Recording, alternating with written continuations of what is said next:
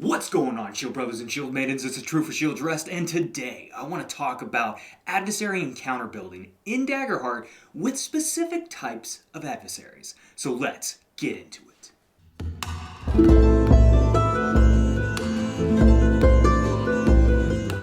Alright, so in today's adversary encounter build, we're going to be talking about bandits today.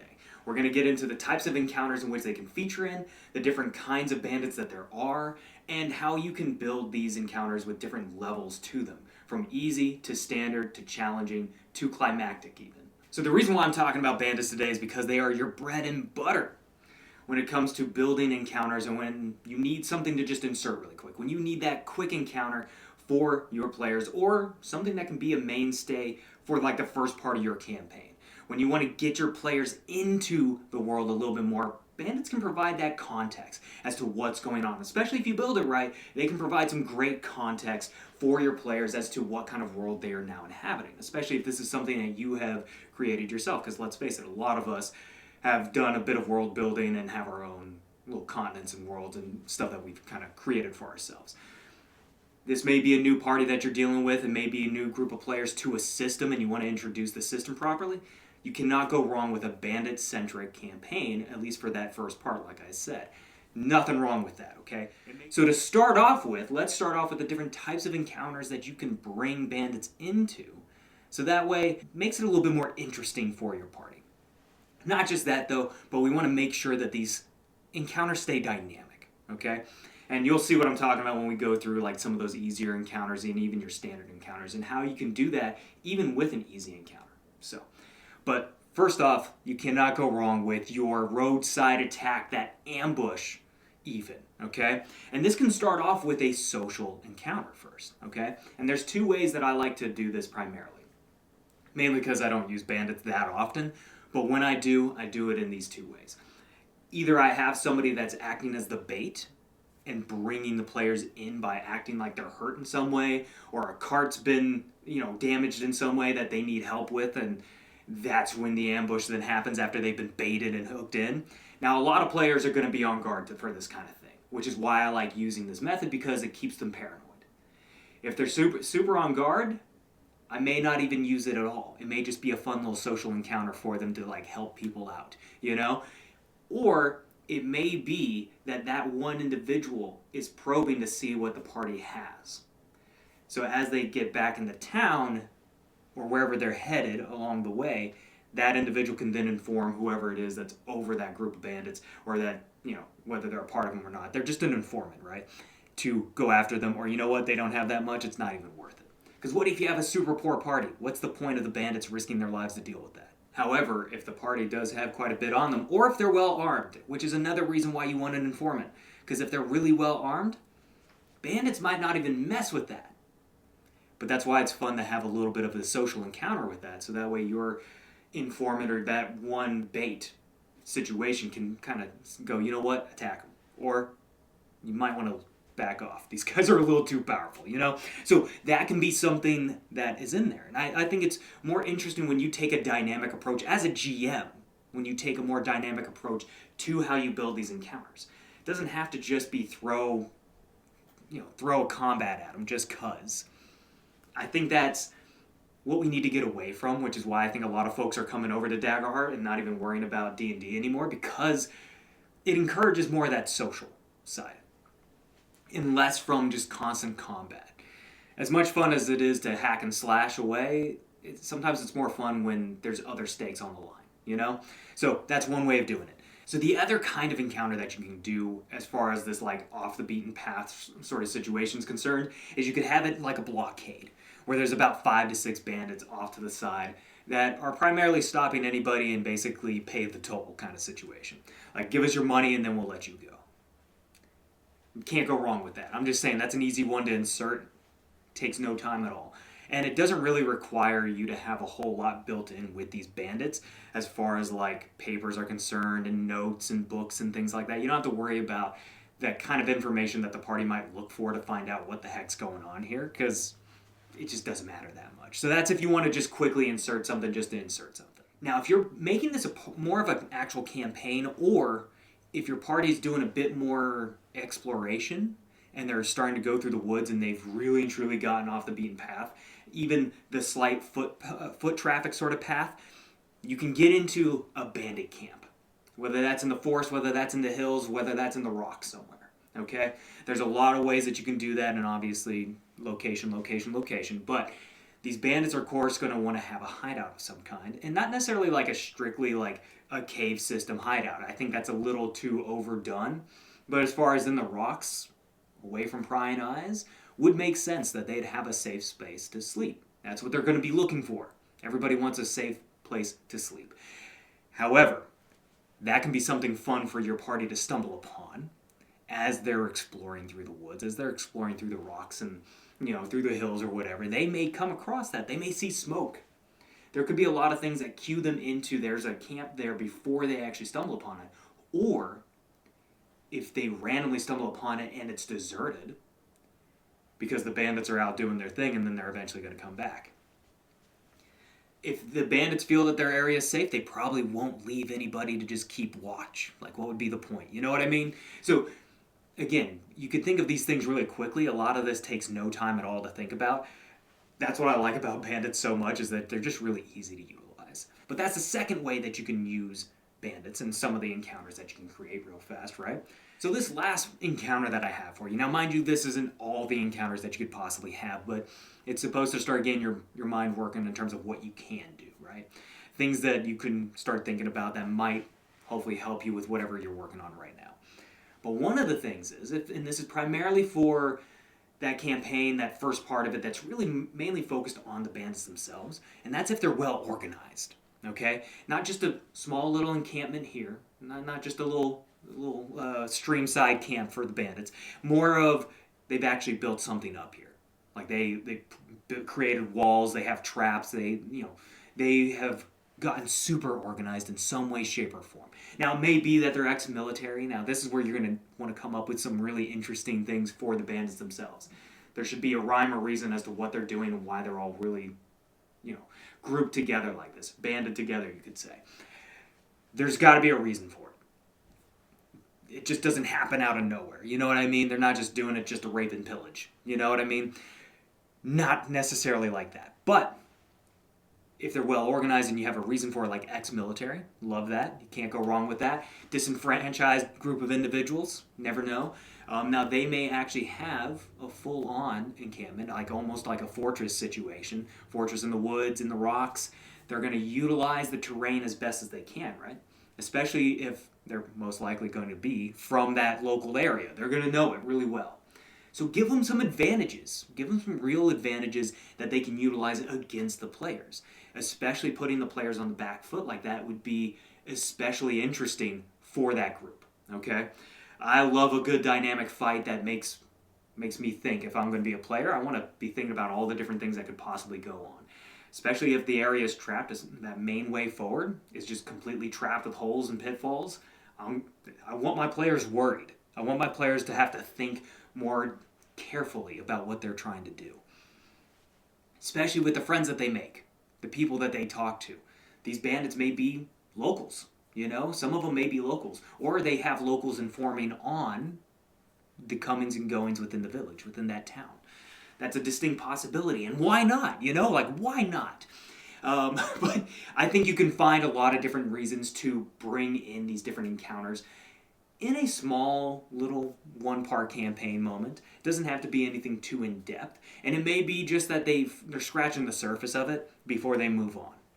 Never know. It may be fun to come back to that later when the party's a little bit higher in level, and they may actually end up coming back for a reason because they left those bandits untended, and now they're starting to sweep through the countryside. Never know, okay? Now that we have our encounter ideas, albeit only a few, now that we have those encounter ideas, we need to start filling those with actual adversaries, with actual bandits. So let's look at the types of bandits, okay? So that first one is going to be, I'm not going to keep saying the jagged knife, insert whatever name here at the back end, right? I'm not going to keep saying that. However, within the 1.5 manuscript, you're going to see it under jagged knife bandit or jagged knife shadow and so on and so forth, okay? So I'm going to just refer to them by their last part of their name. So with the bandit, they are a standard adversary, and they are definitely going to be used in almost every encounter that you're building, unless you really want to build this out a little bit differently, where you're using a bunch of the knee breakers or you're using a bunch of the shadows or what have you, which we do have some options for this, right? So that bandit is going to be your standard type adversary. They're not too special. They are just there to do whatever damage you can possibly get them to do. And they primarily are best used as ambush individuals because of the way that their features line out. You know, you can see their features are built in a way that is primarily favoring an ambush of some kind. Okay? So utilize them in that sense, and utilize them as a way to not necessarily be the main focus of the encounter, but at least supporting who is the main focus of that encounter. And that may be a hexer. You can't go wrong with having a hexer, okay? It gives these bandits a little bit more of a feeling like there's more going on here than just highwaymen. They're not just trying to gain a little bit of coin. They're not just trying to, scratch out a living for themselves. There's more to this than just that, okay? When you start bringing on magic users, it makes it feel a little bit more interesting.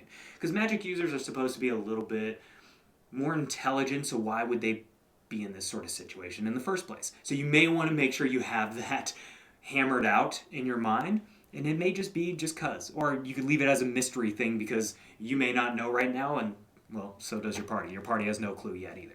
So it can work out in your favor later on when you want to bring some of those elements back in that you hadn't probably previously thought about before. So, love that. Shadows are great, obviously, for assassination type stuff when your party's hunted. Shadows you cannot go wrong with, okay? Especially if they attack in the night. That happens every now and again. If your party's camped out in the wilderness at night, it's not safe. Bandits will take a advantage on that one, so why not? Have some shadows come through and do some damage. Really scare the crap out of the party. Then they'll be staying up pretty much most of the night. Just saying. In tandem with that, though, you can build out these encounters with the sniper. The sniper is a great way to bring in that level of like, oh my goodness, I have to close the distance between that long-range bowman and myself, especially if your party's primarily melee. That can be excruciatingly painful for them to have to deal with. That's why I love bringing in a sniper, and I don't even bring in that many. When it comes to these encounter builds, I'm not going to worry about bringing in too many. Because I look at these archers, these marksmen, as being a commodity. They're not necessarily just commonplace, okay?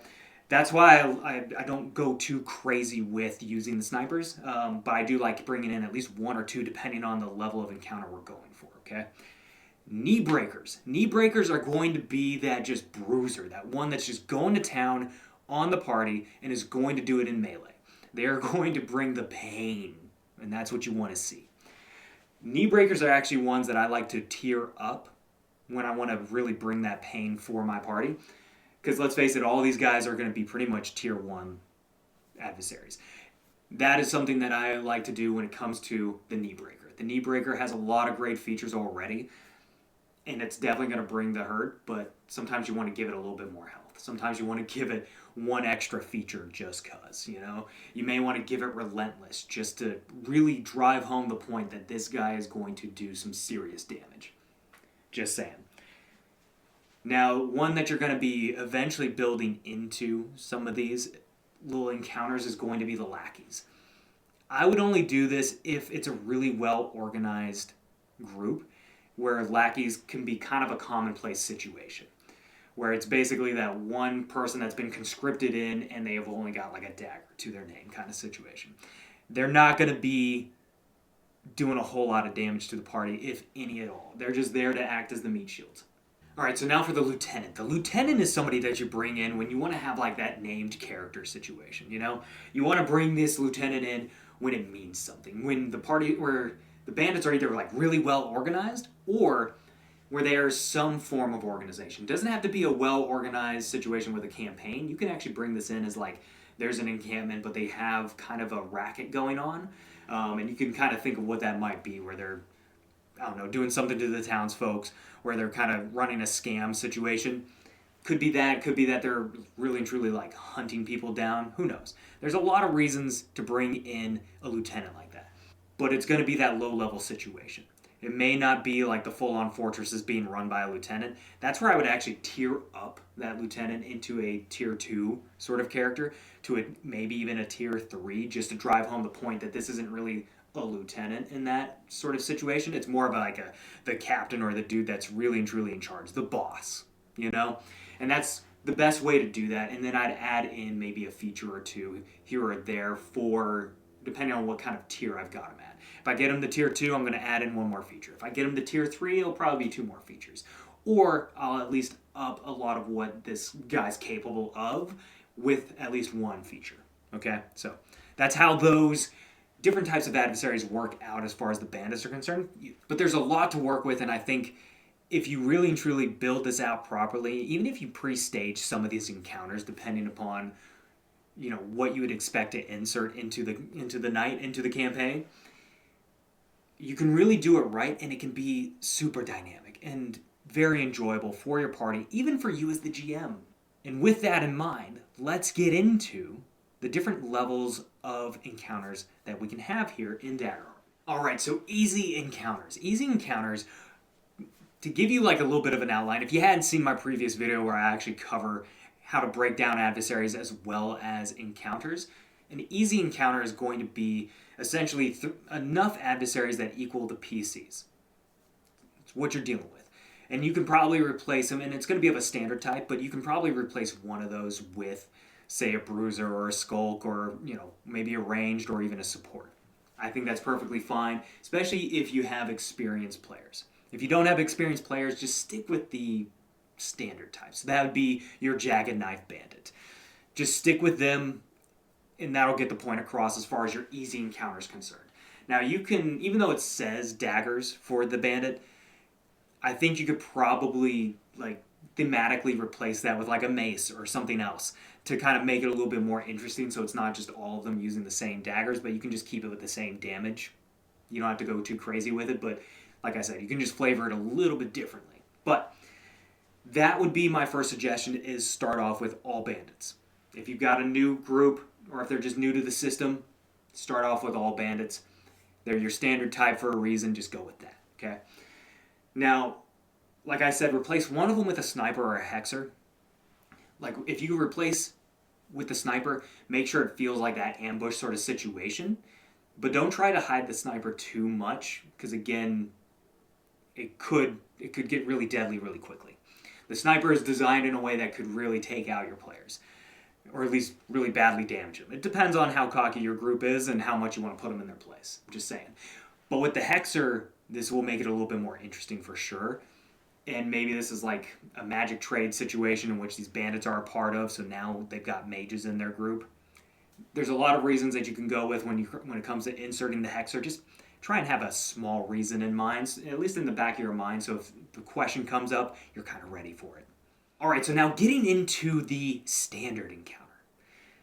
Essentially what you're dealing with here is going to be 2 to 3 minions, plus a number of adversaries equal to the party's size. And again, you can replace some of those with not just your standard type adversary, but getting into like the bruisers or the skulks or, those ranged aspects, those support individuals, whatever works. Now, again, I would say you could get away from the minions portion of this. You don't really have to use minions. Again, like I said, I don't think that they're worth it. But if I'm going to use minions, I'm going to use quite a few minions. I'm going to make it a little bit more than what they're saying here for this standard sort of encounter, because minions just get chewed through really quickly. That's when I'd probably add in maybe 1 to 2 more minions than what they're saying. I'd make it almost like 2 to 3 groups of 3. I'd almost make it groups at this point, where you're kind of getting into like mini horde kind of rules here, but we're not really trying to touch that too much. But that'd be my suggestion, but go with what you want. Again, you're going to just have to try this stuff out and see what works and what doesn't. It's not going to be the death of you, okay? But then what you can do here, so yes, you can use 3 lackeys, but then I'd get into using like a bruiser and then a couple of standards. So if you're bringing in the knee breaker and a couple of bandits and then you're bringing in the lackeys, just fine. That's a great setup, because now the bruiser is kind of like the man in charge of that group right there. Or it could be that you have some other NPC that's very important that sends that group out, where the knee breaker isn't the dude in charge, but he's definitely being utilized as kind of like the main strike force, as it were. Now, again, you can still use that 2 standard type, so the 2 bandits, and then grabbing that 1 hexer, that 1 support individual, right? You can start bringing that in with the lackeys. Because, again, lackeys would make sense in this aspect, especially if they're like carrying some stuff and they're like, starting to raid. This is a good way to really build this up in your players' minds that this is getting more and more serious as you go, especially as you get into standard and then away from standard into challenging. It should feel like this is building to something. So that way when you finally get to climactic, there's a reason and there's a lot more emotion, a lot more attachment to this encounter, okay? But we'll get into those here in a second. Now, one thing that you can do is going to be use all shadows. Use all the jagged knife shadows that are going to be equal to the party size. You could completely negate needing to use the minions here. I wouldn't even worry about the minions. Or if you're going to use the minions, you can use them as informants, but I wouldn't use them in the actual combat themselves, just because it's going to get in the way of what the encounter is really supposed to be. But if you're going to use the shadows, make it an assassination thing. Make it like these players are being targeted right now. Because using shadows is not just some random occurrence, like there's a reason. Now what you can do here, and this is a little more diabolical than is probably necessary for this standard encounter, but you could use all ranged. You could make it all snipers. And that they just ambush the party that they're waiting for them, especially if the party's on their way to that well-organized encampment. This is the perfect time to use those snipers as a way to really and truly pepper the party with damage initially, to either force them to heal using some of their potions if they have any, to have to basically camp out somewhere, hide. They're going to have to start making some tough choices. So that's why I kind of like using all snipers. That it just, like I said, it's a little diabolical, but it's fun. All right, so with your challenging encounters, this is where you start bringing in that leader or that solo adversary. You don't necessarily have a solo adversary to utilize when it comes to bandits, but again, remember that there are other adversaries that are out there that you can utilize in place of an actual bandit to kind of create that like solo kind of moment. Especially if the party's like hot on the heels of the lieutenant and he's like trying to get away and he releases the Kraken kind of moment. Not necessarily the actual Kraken, but does release a large animal of some kind. Make it a chimera or something, kind of crazy scary for them for a moment. Because then that'll make it a little bit more challenging for sure. But you can utilize it that way, like a lion, a bear, whatever the heck. You can really bring that into this encounter. So that way you get your solo in there.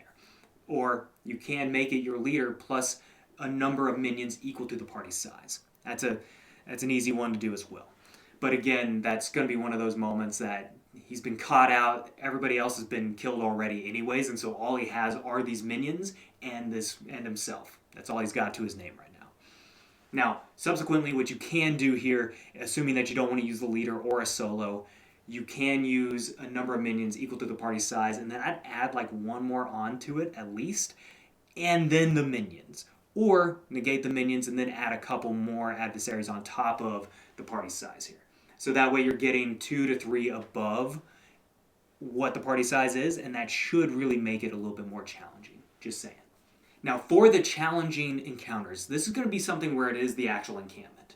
This is going to be where they are a little bit more well organized, and it could be that this is during a raid on a village of some kind, on a town of some kind, okay?